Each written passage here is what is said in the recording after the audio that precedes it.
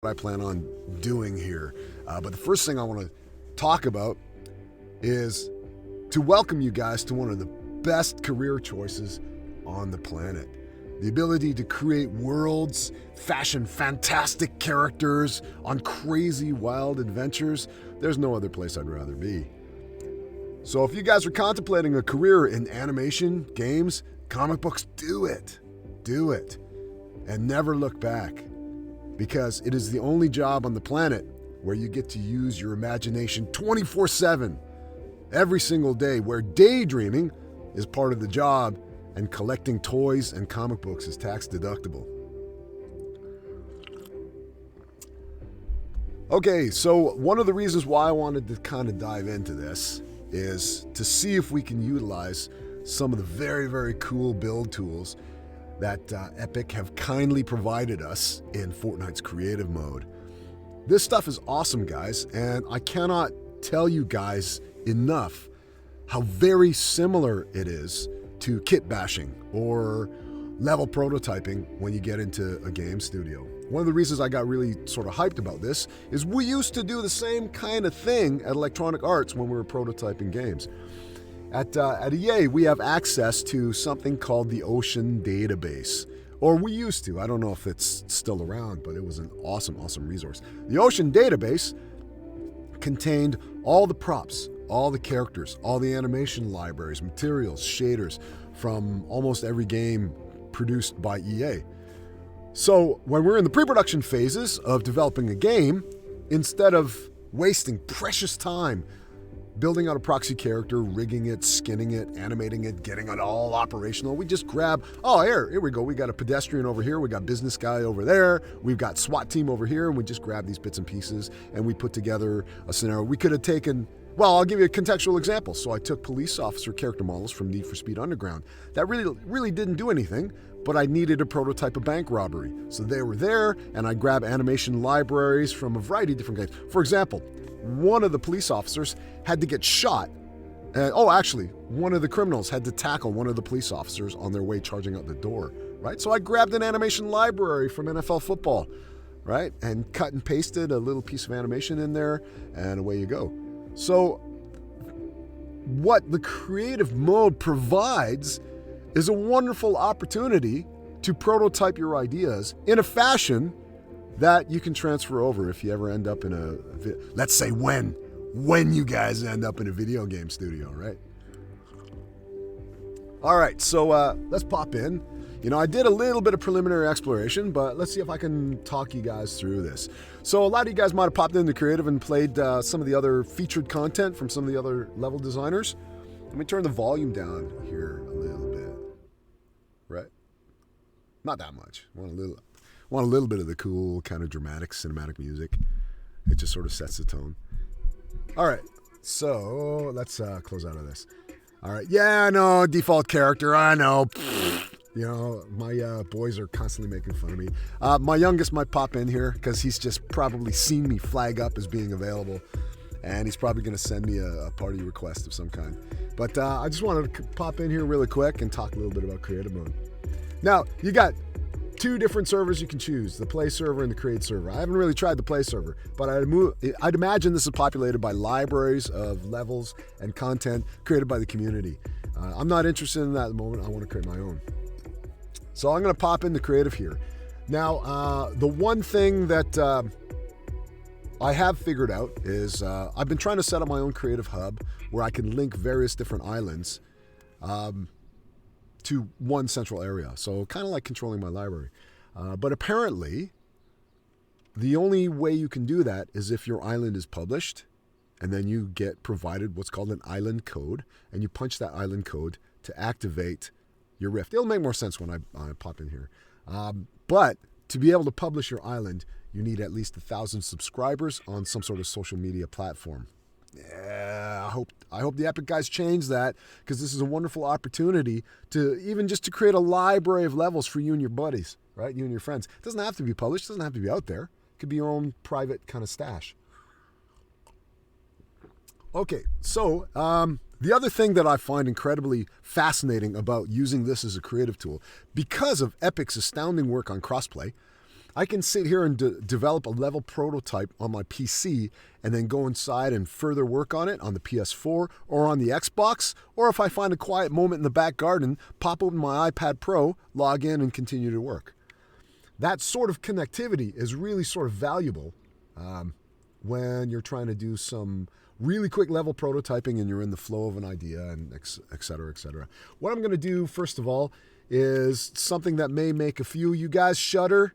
Yes, I know my kids shudder whenever I do this. I'm one of those strange invert guys because I was hugely addicted to flight sims and the whole Jane's series of military kind of things. So I got used to the invert view. And it's so funny because at the time I got used to the invert view, right? I was playing normally. And then a lot of the hardcore gamer peer buddies of mine are just like, man, you play like normal? Man, no, you got to get into the invert view. So it's like I did the whole thing to get in with the in crowd, got used to invert view, and now I can't go back. Damn you. So here we go. You usually get provided the main kind of hub. I don't know if I can change this particular area. Ooh, look at that. That's a hell of a rockin' party boat. Because I'd like to put my own kind of levels here, but I don't think Epic gives you very much control over this area. So here's a featured level from Baba Lin, and he's got his contact details here. So it'd be kind of worthy to go check it out and see what his level's like. So usually you get a blank one. I've done some naming already, but it usually says Template Island or something like that. But let's not jump in there straight away. Right here is a sign. When you hover over it, you've got this use console. This is your first area of interaction with creative mode. So in here, you can create a bunch of different islands. Up in the top right, you can see right trigger is create new, and you've got a library of my islands, which you can remove, duplicate, rename, etc. You get a list of deleted islands as well, in case you delete one by accident, right? So I created a Head Games hub, and I'll show you how. So let's back up. So all I've done is hit right trigger to create new, and I'm in here. Now, the template islands, if I RB over, right, we've got a couple of tutorial maps, which is kind of cool. That would be worth investigating, most definitely. I just like to kind of explore that to see what their level layout is sort of like. Search and destroy tutorial, that's one for me, definitely. So the one thing that I did do was grab the hub template tutorial. And we'll talk a little bit about it. The hub template tutorial is the one that I've got loaded up as one of my 2 islands. But there doesn't seem to be much I can do with it at this juncture, right? Okay, so over here, we get a list of wonderful starter islands, right?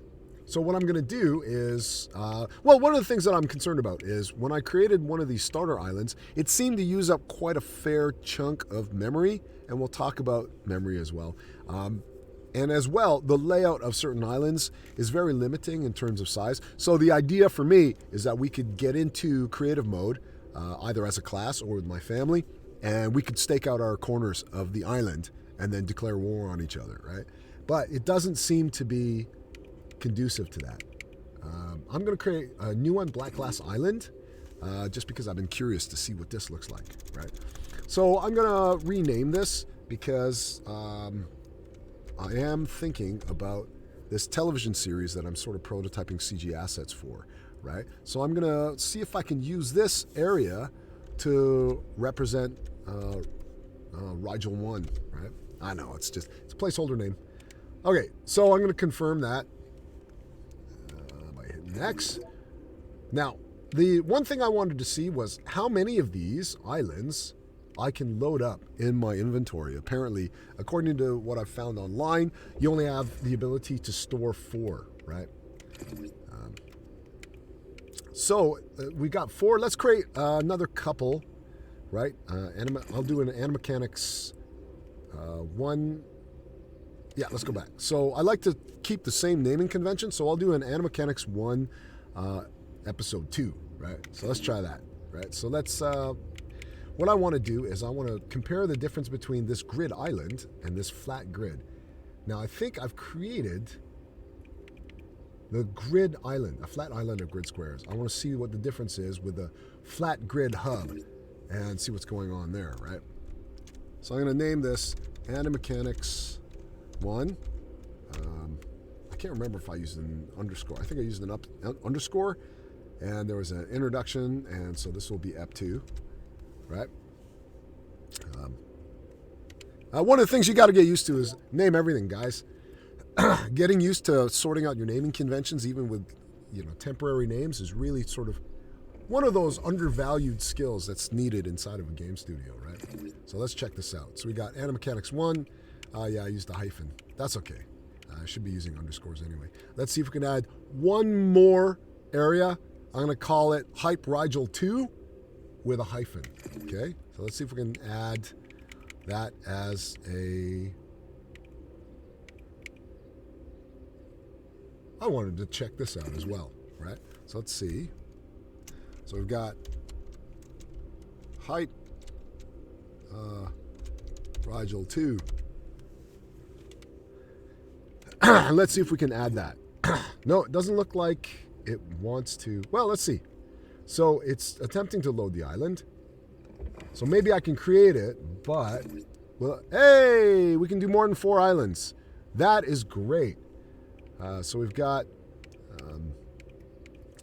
I'm just curious to see how many of these guys we can make.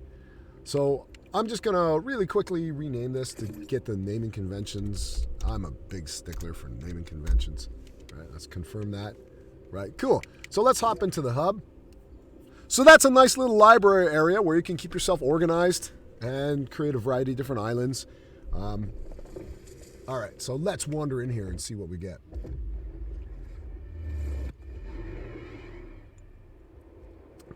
Cool. So one of the things that I've noticed as well is that you can spawn the way you normally do,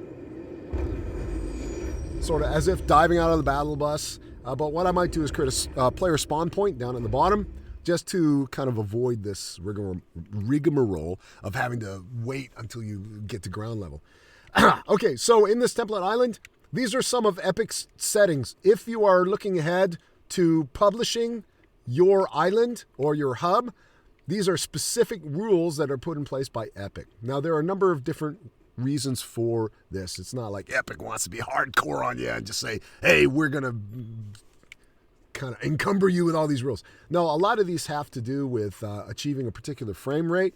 One of the big things that happens when you make a game and you put it through QA testing before Sony will approve publishing it, or before Microsoft will approve it for its console, there are certain requirements that a game must hit, and one of them is frame rate, right?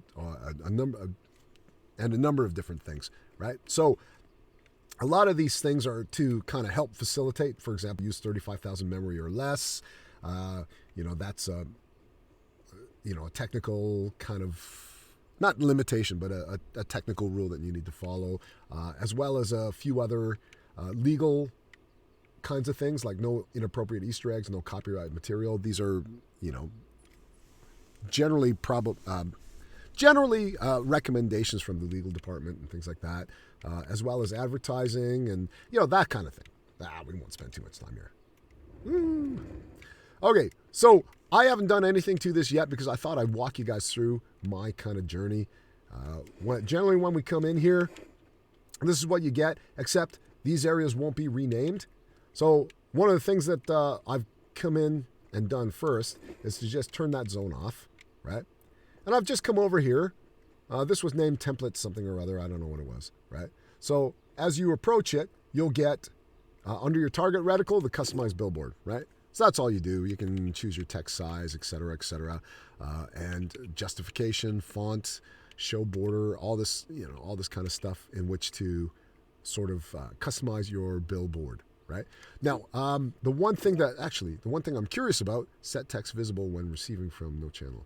Okay, no, that's all good, right? So that's all really that I have gone and done. I'm probably going to want to recreate this level in terms of the architecture and the visual design. So that's the head games is the sort of the nom de plume for the games program.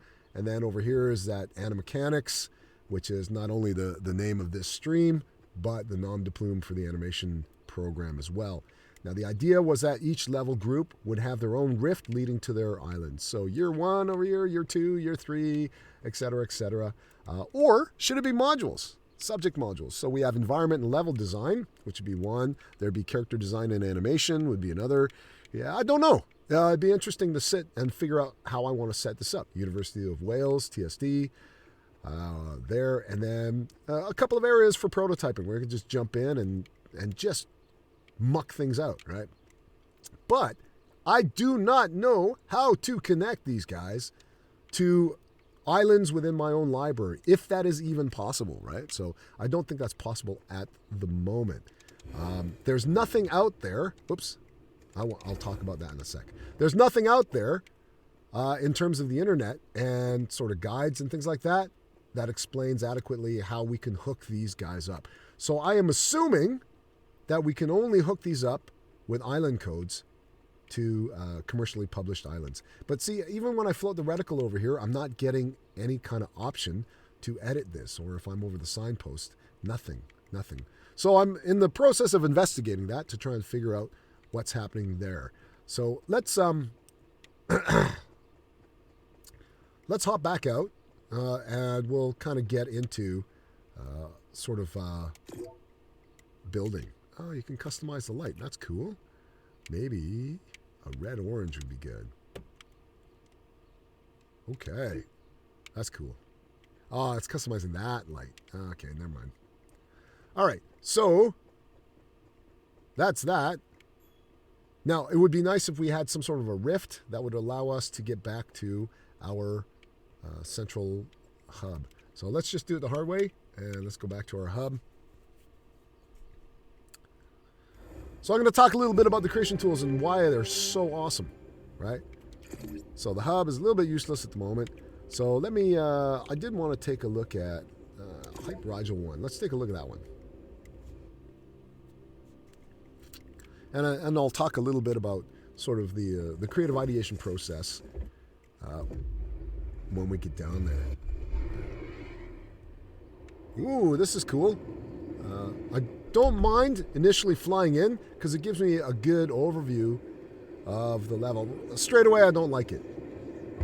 It's too gleamy.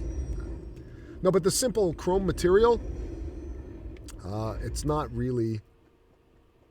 It's sort of like a base material. You get this type of material in like ZBrush and Substance Painter, and it's usually like a default chrome kind of thing.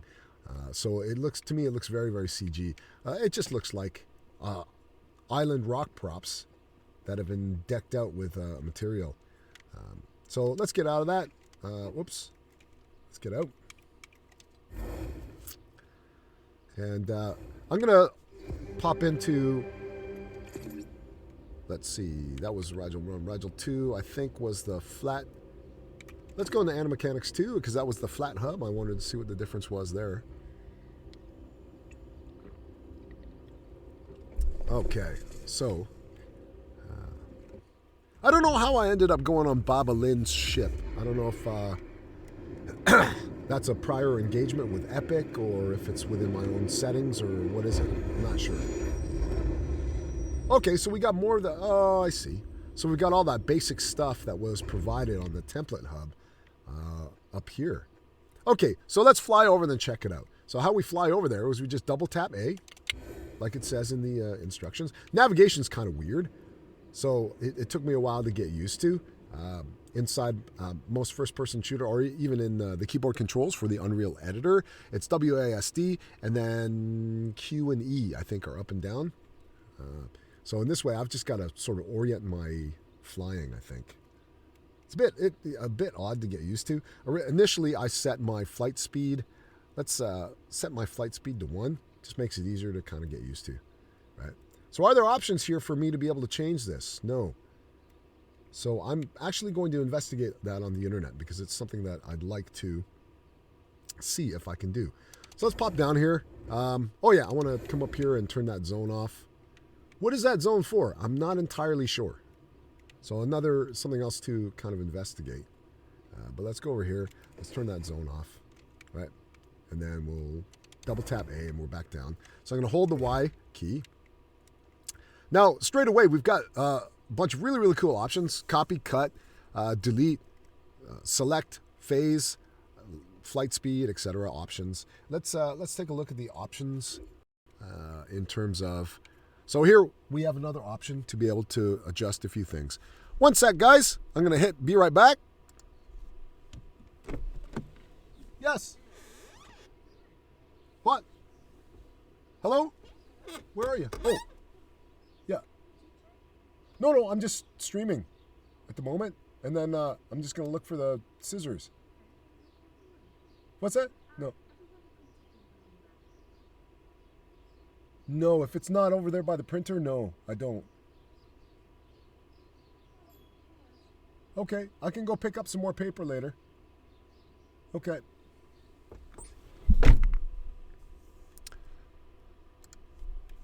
Okie doke, guys, I'm back. So this is interesting. I want to kind of explore this in terms of what we have available for... I need to click on the window. There we go. So I'm going to pop in here. So we got grid snapping. That's probably something we'll want, and I'll talk a little bit about that. Collision with copies. That's cool. Building to prop. Is that being able to build on top of a particular prop? Hold position. Prop placement. Yeah, you know what? I'm going to turn drops on because I really enjoy that feature inside of the Unreal Editor. So I'm going to pop that on for a second. Phone tool keybind. Cost preview in the center. That's cool. Okay. So that's pretty cool. I just wanted to check what option menu, if anything, happened on the other select button as well. But here we go. Let's check out our inventory. This is the big thing, right? So in here, we've got prefab buildings. Now, granted, a lot of the prefab buildings are stuck in a particular context, particular scenario, right? So we've got a lot of contemporary stuff, right? So we can design neighborhoods and things like that. Stuff probably culled from Unreal Engine's environment library in and of itself. So I don't know if you'd be hard-pressed if you had ideas for building kind of a sci-fi scenario or something like that. But it's enough to kind of get into in the beginning. In addition to that, when we're prototyping, we generally try to pick buildings that give us a general idea. So let's say I'm doing a sci-fi... Actually, that's what I'm doing. I'm going to build a sci-fi base here, right? So I'm taking a look at a couple of these guys that have a really interesting shape language, right? So this is something that could possibly be representative of a stack of sci-fi containers or something like this. So I might place this. Let's just place this and take a look. So I'm going to pop that in to pop that into the slot on my A button, and I'm going to back out and come back down here. So to create this, I'm going to hold the left trigger, and I'm going to hit the A button, and that brings up what's called the bounding box. Now, the bounding box shows the boundary of... I'm going to double tap A so I can fly out and see exactly how big this guy is, right? The bounding box shows the absolute boundaries of the furthest little bit of detail of that particular prop. So I've got snapping on, so that allows me to play with exact placement of this guy. Let's just right trigger and put that down, right? And I'm going to double tap A, and I'm going to hit the Y key to come out of that mode, right? So you can see we've got a lot of kind of bits and pieces here that we can kind of play with and make look sci-fi. It's got this funhouse vibe, but check this out, guys, right? So you can come in here really quick and let's see, pop down here, and I'm going to hold the Y key so I get my edit mobile phone, and I'm just going to come in and start to delete things, right? So I'm going to delete a lot of the stuff that makes this look like a funhouse initially. That's pretty much it. I like the lights and things like that. I'll probably keep that. So this could be kind of like a... So basically what I'm thinking about is I need to design a race command center for the planet Rigel, right? So these guys are interplanetary racers. And so this might give me the shape language I want. If it doesn't, I can always sort of grab a piece, right? And I can move it around, right? So for example, I can select that piece and then copy it, and then place it, right? So I'm going to right trigger, copy that guy, right? And then we can fly this down and say, let's pop this here, right? I can also, before I place this guy, whoops, I can come out here and let's place this for a sec. I can also RB to rotate clockwise. Let's move this out. Oh yeah, okay, it's doing a full rotation. So I can, that's doing a full rotation. I thought I had increments. So I'm going to hit the options key to see if I've got increments for that rotation. It doesn't look like I have incremental rotate. So it's just flipping it around. That's okay. I'm just going to come out of that particular prop. And so we've got a bunch of individual pieces that we can play with. Now, my only big question, though, is deletion, right? So I've got this placed as a surface prop, but I don't want to deal with it. So it looks like I'm just going to have to hold down delete and then just scan over the whole thing just to delete it all. That's a little bit of a pain. It would be nice if I had a sort of a bounding box delete. And I'm not entirely sure if it's in there, but that would be really kind of nice in terms of being able to just get rid of this. All right, so I'm going to start talking a little bit about terraining, right? So the very first thing I generally tend to do, well, actually, let's pop over into galleries first, right? So if I go to creative and we right trigger, right? So gallery is where we get libraries of different pieces. Now, this is how we used to work in terms of level layout. So a lot of the LDs, the level designers, they would get a 3D Studio Max file with a library of props sort of laid out like this. And what they would do is they'd do something called XREF, individual props into the scene. XREF is just referencing in or just pulling a singular prop out and putting it down, right? So as you can see, we've got this castle gallery, right? Let's see if there's something we can turn into a sci-fi-ish type thing. Yeah, factory roof gallery, right? So when we're here, over it, now that's going to bring in the entire library into your level. But if you right-click, oops, sorry, if you hit the Y key, right, boom, now you can bring in the individual pieces, right? So if I were to come in and say, let's take, I'm going to take this piece and I'm going to equip it and I'm going to put it in my X button and I'm going to go back. So let's say, okay, this is too recognizable as play pieces from inside of Fortnite. So let's see if we can disguise a little bit, right? So I'm going to come in here. I'm going to bring this piece. It's auto-orienting based on vertex direction or sort of face direction. So I'm just going to pop that there, right? So we might be able to kind of construct a little bit more of a custom look to this, right? I wonder if I pop down to the ground, if it'll allow me to continue. Let's see what happens when we rotate. So this has got incremental rotate. So we got 90 degree rotation. I'm just wondering if there's a 45 degree rotation. That would be quite handy. But it seems you're quite limited in terms of how you can rotate this guy. That's okay though. Just wanted to investigate that. I wanted to sort of close it off and make a half pipe type thing, right? Okay, so let's get out of that. So we can sort of take individual pieces and kind of build out that way, or we can work subtractively, right? So we can just bring in set pieces and then just, whoops, subtract the bits that we don't like, right? And then carve in. Like, the reason why I was attracted to this was because I liked structure pieces such as this. So I can always copy that and say, okay, that's cool. Let me see what that looks like when I pop that down here. Oops. Let's delete that guy.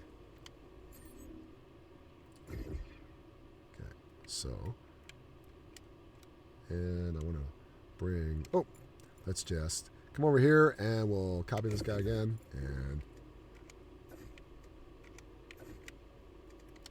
right. So I can start to fashion my own little, perhaps this is an area where the racers come out and have a cup of coffee or something before they get ready to do their thing, race-wise, right? A little cafe corner-ish type thing. And that sort of a thing, right? So for me, I think the hardest part about prototyping a level using this methodology is just knowing what pieces I have available and investigating that. And the only way I'm going to do that is to just start to dive in and start to build stuff, right? Let's go across the top here. So we got devices. Now this is fantastic because these devices have their triggers and animation libraries and all kinds of stuff attached, right? So that's really, really cool in terms of if I wanted to stick some generic bad guys down, I'd probably grab, elements from the shooting range gallery simply because, it won't let me do that, unfortunately. I can't grab individual sort of pieces from there. But just these creatures that I can place to just figure out, well, let's just do it, actually. So I'm going to grab this creature placer. I'm going to pop that in the Y key, and we'll come through here, and I'll hold the Y, tap the Y, so I've got this guy. And I might say, okay, let's stick this guy over here. He's ready to kind of,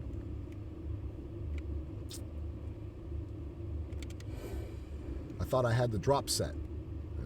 This is why I like setting the drop mode, because then these guys will just, once you place the prop, it'll just drop down onto the ground. But it doesn't look like I have that set. But, I can sit here and go, yeah, I might want a couple of guys over here doing their thing. Let's rotate this guy clockwise. Oh, that's operating unexpectedly. Oh, I see. Okay, so this has got more increments on the rotate, which is cool. There you go. So we got a couple guys in there. Now you can see up top in the middle of the screen, I've got my memory usage. We're still pretty good, actually, right? So we've got a couple of animated sort of thugs going on in there, a couple of aliens, right? So that's cool. I can step back and take a look and go, you know what? The visual in terms of, let's say my main character's on her way to sort of sign in for the race, and she might be aiming to go up that way, and we might pass this. The wall might be too high, so I might find a different prop to put there, sort of maybe half the height of that, and maybe I'd want to get rid of this alien but have a few lurking in the background, that kind of thing. So you can make some artistic and judgment calls, and it has nothing to do with the fact that these creatures already exist in Fortnite's universe. The idea of prototyping is using existing pieces, but also using your imagination to contextualize it into the world that you're currently thinking about building. Let's take a look at that inventory. I'll bomb through the rest of this real quick. Weapons, always good. I love the fact that they're all set up and ready to go. For me, it's nice that we've got quite a few that are grounded in the real world, because generally when I do weapon design, I start with existing weapons anyway and build the sci-fi version of it. And that has a lot to do with selling believability to your audience, right? So case in point, the Fifth Element. A lot of the sci-fi guns there were big and bubbly and looked like plastic squirt guns, really. And when they fired, I wasn't intimidated at all. Compare that to the Aliens pulse rifle, which was very much a grounded weapon designed in reality, the M1A1 pulse rifle.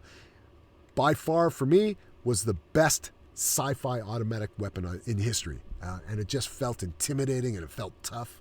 And because it was grounded, right? You'll see me say that word ground. You'll hear me say that word grounded quite a bit. And what grounded means is that it's a little bit closer to reality, right? So then we have consumables. Don't really need those yet because they're sort of more contextual for gameplay challenges and things like that. Things like where do you put your health, where do you put your ammo pickups, all that kind of stuff. But it's really cool. It allows you to prototype a few ideas. And every game has health pickups and ammo pickups, right? So it's very, very helpful for you to figure out your level pacing in terms of, well, how long do we carry that firefight for what distance before we give the player an ammo replenish, right?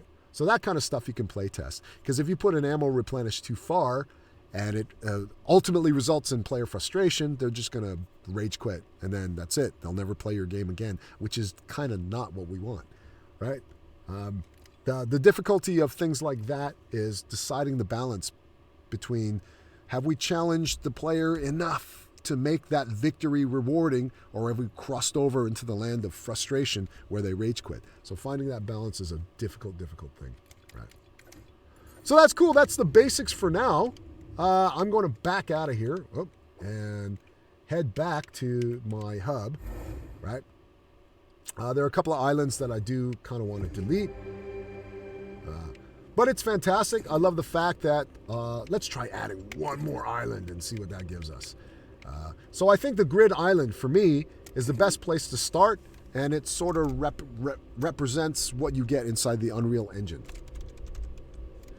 Animechanics, episode 2. I'll probably change these names later. So that's really cool. Looks like they've changed the limit on the number of islands you can bank. So that's very, very cool, right? So I'm going to take a look again. We've got Animechanics. I got the naming convention wrong. That's okay. And you can't rename the island that you currently have selected as well, right? So I'll go back and rename that properly. Let's set Rigel 2 as the portal. And this way we can get our naming conventions in line. It'd be nice to be able to sort the list as well. I'm not a type A person. It's just, these are the habits I've picked up over time. Just working on a variety of different projects, right? That's all that is. Okay. So I'll just make one little name change just because it's best to have this stuff in line. So Animechanics 1 and episode 3, right? And then I will go and I will show you how this all kind of connects up with Unreal Engine as well in subsequent sort of lessons. So that's sort of the basics for the time being. I really kind of encourage you guys to go in and investigate the prop libraries, because there's a boatload of assets that the Fortnite guys have decided to make available to you, and just make some levels, right? That's the best place to start. Because when I translate this over into the Unreal Engine, you guys are going to see how similar the creation process is in terms of mapping things out and blocking things out.